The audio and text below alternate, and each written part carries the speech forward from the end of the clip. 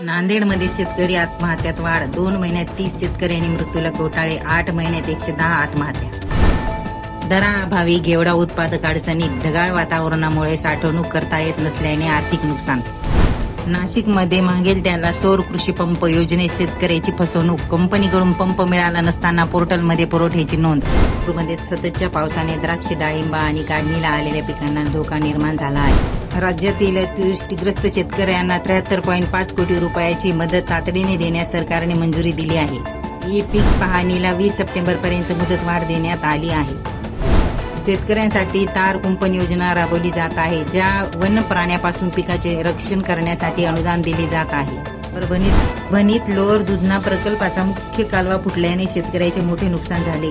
पंचनामे करून तातडीने मदत देण्याची मागणी होत आहे. देशात यंदा सोयाबीनची लागवड कमी झाली, तसेच पिकाला मोठा फटका बसत आहे. त्यामुळे उत्पादनात 15 ते 20% दरम्यान घट होण्याची शक्यता आहे. याचा आधार सोयाबीनच्या भावाला मिळणार आहे. सोयाबीनचा भाव गेल्या वर्षीपेक्षा अधिक राहू शकतो, असा अंदाज सोयाबीन बाजारातील अभ्यासकांनी व्यक्त केला.